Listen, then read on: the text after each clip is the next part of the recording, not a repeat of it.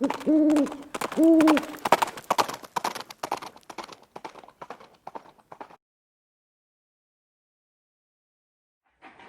good morning, guys. It's Viejo here, and we are at the last day of June in 2023. Got a beautiful day here on the central coast of California. The marine layer cleared out a little earlier, and so we're going to get temps up to the mid 70s. Nice clear sky outdoors.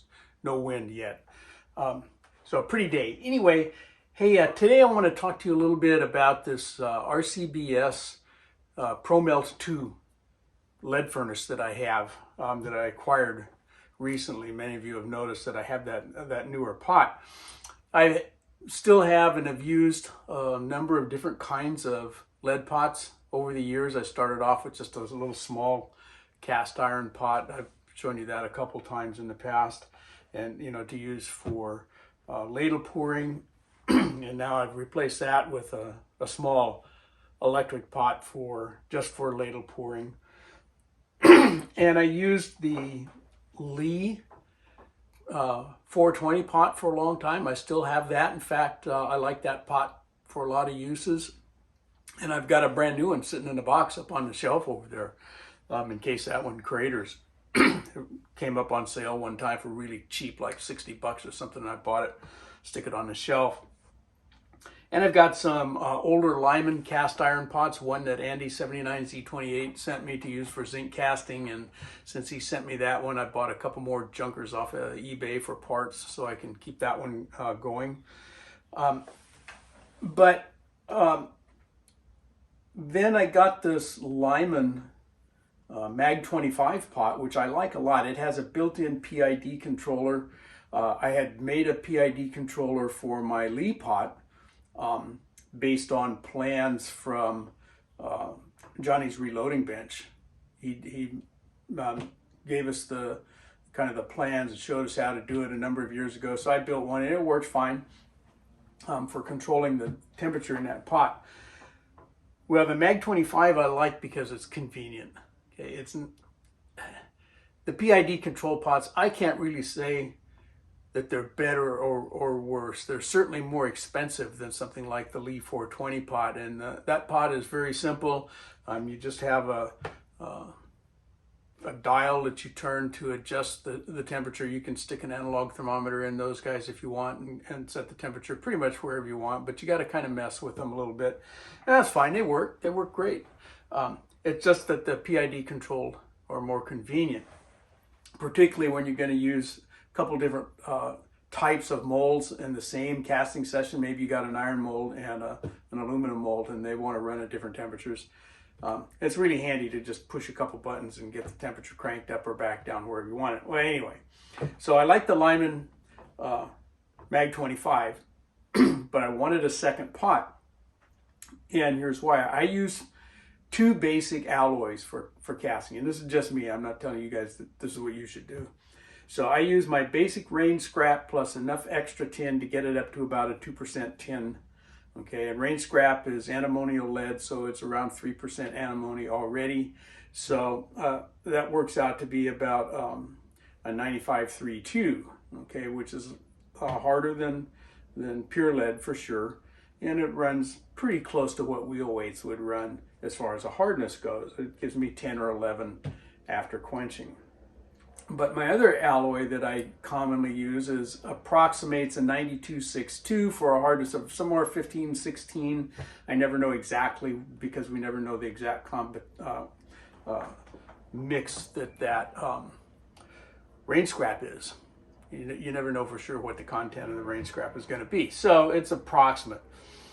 Well, if I'm running one pot with the rain scrap, basic rain scrap and tin, then to come in and add enough stuff, to whatever lead still remains in that pot to try to come up with a 9262, you're never sure, and you kind of want to drain that pot all the way out and then start afresh. Well, I thought, well, if I ever see another pot, the Mag 25 on sale cheap enough, because they've gotten really expensive. I've seen them in the $400 range, that I'd get another one and run two pots, one for what I called Viejo number 1, that's my lower BHN alloy, and have another one set up just for the higher BHN. Do I need to do that? No. Like I said, I'm not telling you guys to do this because it's a pricey way to go. But what happened is that there was a sale not too long ago at Midway on the RCBS Pro Melt 2. And I'd seen a couple of you other guys out there using that pot, and I think, that pot looks pretty good. Maybe I'll give that one a try. The price was right. Okay, it was like $100 off, and it was a good price. It was still expensive, but it was a good price for that pot. So I bought it, and I thought, well, I'll go ahead and use it for a little while, cast 1,000 bullets or so off of it, and then do a review. Well, so that's where we are today. I've cast more than 1,000 bullets with that pot. So I want to give you a short review. I've already done more talking than I need to do. So let's get at that pot. I did some casting with it yesterday, and I'll throw in a couple clips of the casting. And if you're watching on YouTube, you know that I'm not going to show you any of that. I'm not even going to show you the pot here on YouTube. I got in trouble for that once, for just showing a pot, wasn't even using it. So it'll all be over on the Rumble channel, and if you don't know how to find me, you go to rumble.com and you type in what you see right here in their search bar, and you'll find me. Okay.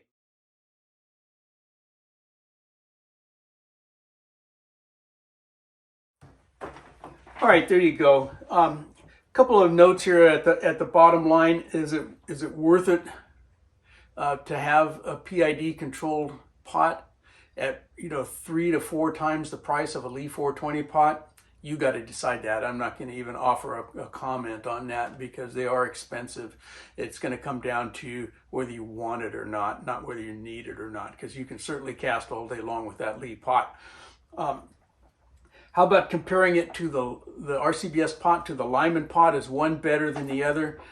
I'm not even going to say that. The RCBS pot is at least as good as the Lyman pot. It has some features on it that I like better, and there's some features on it that I don't like. I still don't understand why neither one of those outfits gives you an on-off switch on the pot. Makes no sense to me, but you saw how I fixed that. Relatively inexpensive fix. I didn't like the mold guides on either one of them. The mold guide that comes on the Lyman Mag 25 doesn't work with some molds. It works with the Lyman molds that are all of the same width, but molds that are a little wider, it doesn't work. So I changed out the mold guide on that pot for the one from NOE, and I liked that one a lot. And so I put that same mold guide on the RCBS pot because I like it better than what came with the RCBS pot also. So certainly the RCBS pot, again, is as good, maybe a little better in some ways than the Lyman pot. It is less expensive.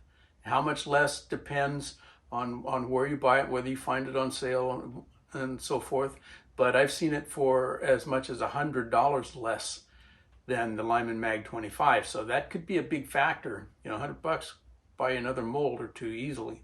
So you got to think about that.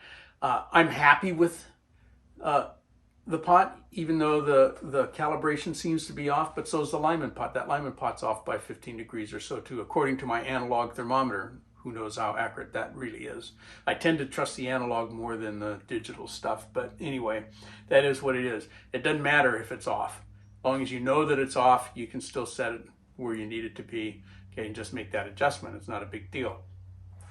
So I would buy it again, given the same situation at that price.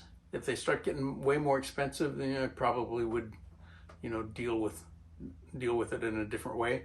But I like the pot. I'm happy that I bought it. It's got a permanent spot on my casting cart, and we'll see what happens after using it for a year or so, if it holds up.